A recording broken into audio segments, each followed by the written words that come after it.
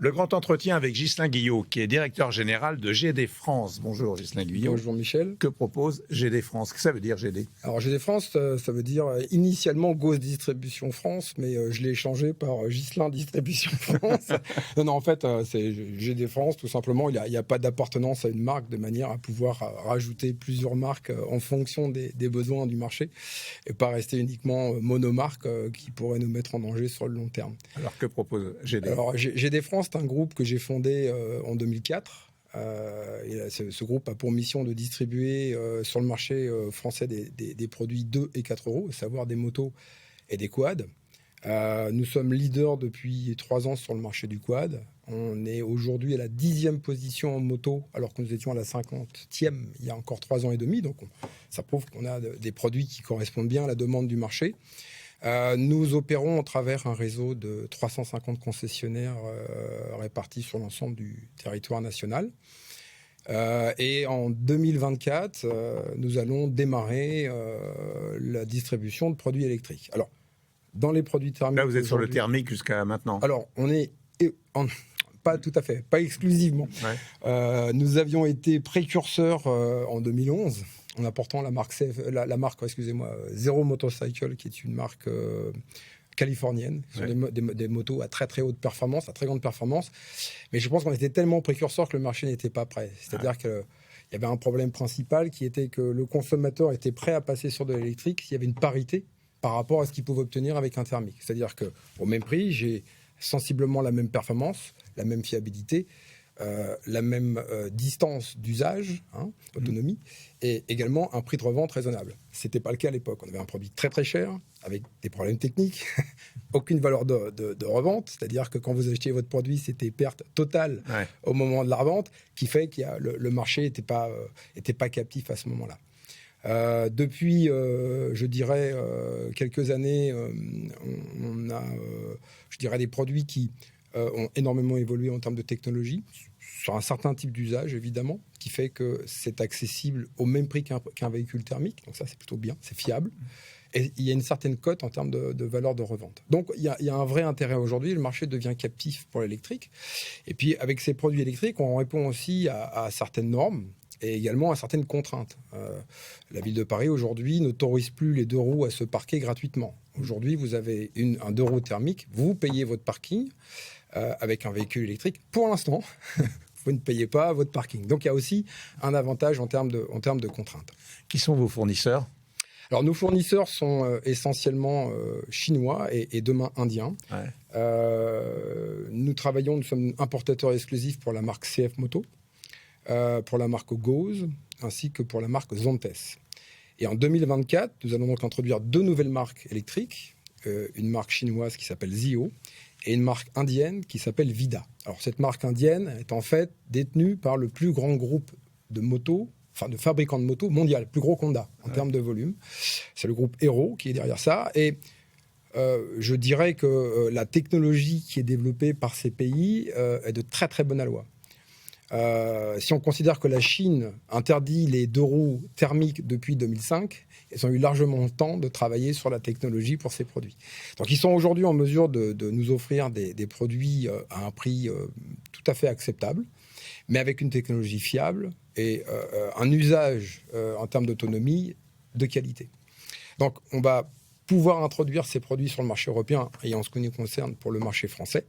Et les Indiens suivent de très très près la qualité technologique développée dans ce type d'industrie. Comment se fait-il que ce soit la Chine et l'Inde qui est le leadership dans ce domaine? Alors, c'est très étonnant, mais faut comprendre que, alors, surtout pour l'Inde, la Chine, c'est pas trop étonnant dans le sens où il y a une vraie contrainte pour eux. Vous ne pouvez pas utiliser un 2 roues thermique depuis 2005. Il fallait bien utiliser un véhicule électrique. Donc là, c'est un marché qui représente 40 millions de véhicules par an. Donc, sur 40 millions, vous avez des budgets véritablement pour développer une technologie fiable et de qualité. Pour les Indiens, c'est beaucoup plus surprenant dans le sens où c'est le pays où on vend le plus de 2 roues thermiques. Et ils se mettent que maintenant à l'électrique. Mais sachant que les Indiens sont en très grande compétition avec les Chinois, je pense qu'ils ont mis énormément d'investissements pour rattraper le retard et aujourd'hui est au même niveau que les Chinois. Alors on va voir les chiffres de votre société avec Virginie Mas et on se retrouve juste après. Fondée en 2004, GD France est aujourd'hui le numéro 1 sur le marché du quad en France. Avec plus de 350 points de vente en France, l'entreprise a immatriculé en 2023 plus de 10 000 véhicules. Enfin, GD France se prépare en 2024 à accueillir 5 nouvelles marques dans ses locaux de 5000 m². Donc, vous m'avez dit, comme l'a rappelé Virginie, des nouvelles marques en 2024, marques indiennes, l'électrique qui bascule aux dépens du thermique. Alors, est-ce que la question, c'est est-ce qu'on va basculer l'intégralité de nos véhicules thermiques en électrique ? C'est aujourd'hui pas quelque chose d'envisageable. C'est-à-dire que l'électrique a une véritable valeur ajoutée sur un usage urbain ou périurbain, c'est-à-dire sur de la commutation avec des distances très courtes. Là, vous avez une vraie valeur ajoutée parce que vous avez un véhicule qui n'est pas très cher, parce qu'il ne demande pas un concentré d'énergie de batterie important. Donc, sa valeur reste raisonnable, tout à fait accessible en termes de prix. Et on sait que sur ces technologies, on est capable d'avoir énormément de fiabilité. Et il y a un vrai marché qui se développe aujourd'hui. Donc, on va répondre à une demande de clients finaux qui aujourd'hui ne veulent pas payer leur parking et puis qui ne veulent plus polluer et puis qui veulent vraiment rentrer sur comment dirais-je, des véhicules qui vont respecter les normes de demain, ce qui est une très très bonne chose. Et nous, on est très très contents d'offrir ces produits dans cette direction-là parce que on est comme tout le monde, on n'est pas particulièrement heureux de vendre des produits thermiques qui polluent. Enfin, honnêtement, c'est pas ce qu'on recherche non plus. On souhaite aussi protéger notre planète comme les autres et protéger le futur de nos enfants. Mais je dirais qu'aujourd'hui, on va répondre à une demande, enfin du moins à un usage qui correspond parfaitement à une utilisation sur des distances très courtes. Je m'explique. Vous faites 20 ou 30 km par jour en électrique, c'est pas un sujet, vous n'avez pas de stress pour recharger votre véhicule. Vous savez que vous allez pouvoir faire l'aller-retour, éventuellement une deuxième fois sans recharger. Si vous n'avez pas de bande de recharge, ce qui arrive quand même très souvent aujourd'hui, notamment en région parisienne, vous pouvez extraire la batterie, elle ne pèse pas très lourd, elle doit passer une quinzaine de kilos, une dizaine de kilos selon le type de véhicule, vous la montez chez vous, vous rechargez, vous redescendez le matin, vous la remettez, vous avez refait le plein. Donc vous n'avez pas de sujet pour la recharge de votre véhicule. En revanche, si on souhaitait complètement, basculer le parc thermique vers un parc électrique, là, on va commencer à rencontrer des vraies difficultés, des vraies limites de l'électrique. À savoir que, au-delà d'une certaine distance, il va falloir avoir des concentrés d'énergie beaucoup plus importants, beaucoup plus de batterie, beaucoup plus de kilowatts. Là, ça commence à coûter très très cher. C'est très long à recharger. Et puis, on n'est toujours pas compétitif par rapport à un thermique. Il n'y a rien à faire. Alors aujourd'hui, vous allez atteindre peut-être 200 km avec un 2 roues, je veux dire. Prétendu, 200 km. Maintenant, si vous allez sur l'autoroute en utilisant 100% de la puissance, vous allez à peine faire 100 km. Donc il y a des vraies problématiques d'autonomie sur l'électrique aujourd'hui en 2 roues. Ouais. Et le prix fait que ça devient inaccessible.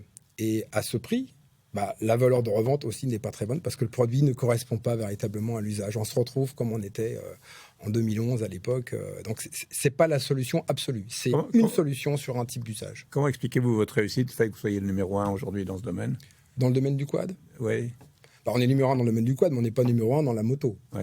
On est numéro 10, mais on est la première société privée aujourd'hui en termes d'immatriculation. Donc c'est bien, ça veut dire qu'on a de bons produits. Mais ça veut dire surtout que les produits que nous offrons aujourd'hui ont très forte chance de prendre de plus en plus de parts de marché, car on offre une technologie qui, qui est très très compétitrice par rapport à ce qui se passe sur le marché, mais à un prix beaucoup plus abordable. C'est-à-dire qu'on va être 20 ou 30% moins cher. Et on va offrir quasiment la même chose. Vous allez lancer encore une autre marque qui est LF Moto, c'est ça ? C'est des électriques pour les enfants, non ? Alors c'est CF Moto. CF Moto. Alors CF Moto qui fait des quads et des motos. Je reprends ma question. D'accord. Vous avez lancé une autre marque qui s'appelle CF Moto, c'est de l'électrique pour les enfants ? Absolument. C'est-à-dire que CF Moto jusqu'alors fait du quad et des motos thermiques, et pour la première fois va offrir des motos électriques pour les enfants, qui va démarrer de 4 ans à, on va dire, 14 ans. Essentiellement des motos tout-terrain. Évidemment, l'usage sur ces âges-là, on ne peut pas aller sur la route, donc c'est assez en terrain privé. Quel est votre engagement RSE ? Alors, l'engagement RSE, il existe déjà depuis pas mal d'années. C'est-à-dire que on a des entrepôts, donc ces entrepôts, on évite de les chauffer au gaz, on les chauffe électriquement, même si le prix de l'électricité a un petit peu augmenté aujourd'hui, ça reste quand même moins cher. Tout petit peu. On a également changé tous les systèmes d'éclairage par des LED, tout ce qui est recyclage pour les pneus, par exemple, pour les huiles, etc. Pour l'ensemble de notre réseau, on souscrit à des contrats pour venir chercher pour rechapper ou pour détruire, mettre à la destruction ces pneus, éviter que ça pollue, que ce soit fait n'importe comment. Et puis également, maintenant, on s'engage dans une direction plus écologique avec un produit électrique. Alors c'est toujours discutable. Hein. Est-ce que l'électrique est vraiment moins polluant? Oui, sur un usage à très courte distance, ou à l'usage au quotidien, mais à la fabrication, c'est selon les chiffres de l'industrie, entre 40 et 60% plus polluant à la fabrication. Et à la destruction, pour le coup, c'est problématique. Ouais. C'est pas souvent parfait. Tendance à oublier ça. C'est pas parfait. C'est mieux, mais c'est pas parfait. Quels sont vos objectifs à court et moyen terme? Nos objectifs à court et moyen terme, c'est, je dirais qu'on court un petit peu comme toutes les industriels qui proposent aujourd'hui des produits à mobilité, à savoir on cherche le Graal technologique qui va nous permettre d'offrir une solution pérenne et non polluante. Aujourd'hui, elle n'existe pas. En toute honnêteté, elle n'existe pas. On a des directions. Il y a deux grandes écoles. Il y a l'école de... On ne sait pas stocker l'énergie. Hein. En toute honnêteté, aujourd'hui, si l'ensemble du parc automobile et de roues devait devenir électrique, on aurait un premier problème structurel, on ne saurait pas les recharger. Et en deuxième lieu, on ne saurait pas fabriquer suffisamment de batteries parce que les métaux rares, il n'y en a pas suffisamment sur Terre aujourd'hui. On ne peut pas en extraire davantage que ce que la Terre peut offrir.